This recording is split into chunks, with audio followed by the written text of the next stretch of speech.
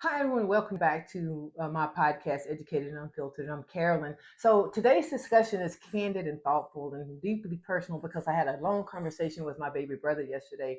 And for many families across the United States, particularly within the African American community, I want to examine the issue of generational poverty, not merely experiencing temporary financial hardship, but generations of families enduring economic instability without accumulated wealth, financial security, or resources to pass down. So, for many individuals, aging is often associated with stability and security. It is expected to represent the ability to support children, our nephews, our nieces, our grandchildren, and even our aging parents. But what counts here is where there is little to nothing available to provide.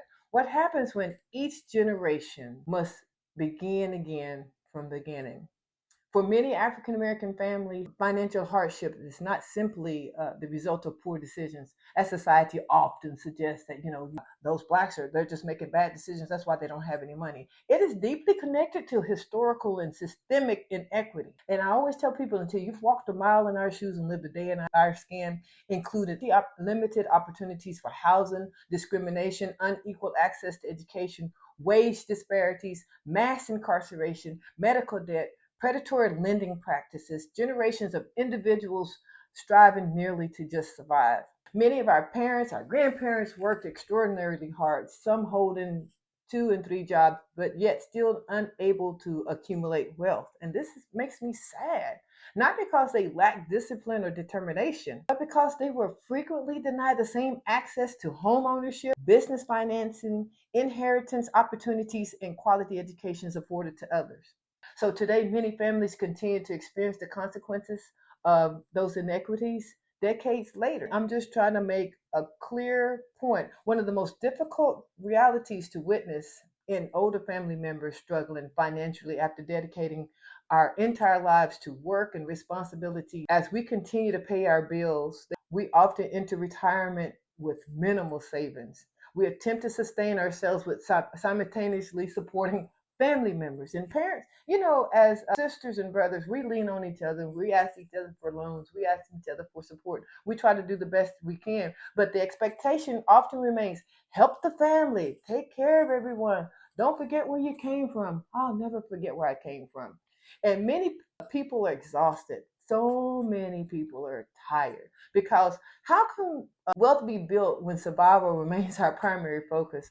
There's another aspect of this conversation I wanted to share that is discussed far too infrequently: the emotional burden placed upon the successful individuals within families. I think once people think that you've succeeded, that you're obligated to help family, that's really not the case. And it's not every man for themselves, but perhaps maybe you attended college. Perhaps you secured a stable employment. Perhaps you launched a business. But suddenly others assume you have achieved financial security. Half the time that's not the case. So you're privately struggling your own self. You're having to manage your own financial obligations while assisting relatives, attempting to break generational cycles, navigating inflation, student debt, childcare expenses, preserving your own mental health well-being. In communities facing economic hardship, success can often carry feelings of guilt. And many of us feel like when we decline somebody that's asking for help, that we're letting our families down. There has to be judgment, no illusion that everything is perfect.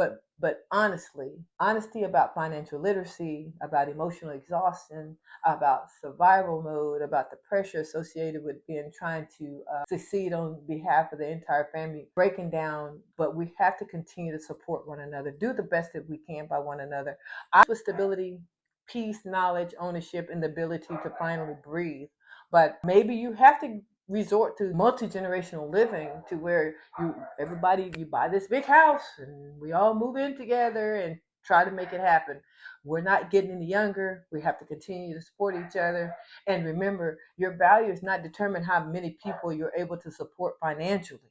Until next time, take care of yourselves and one another. Thank you for joining me tonight on Educated and Unfiltered. I thank you so much.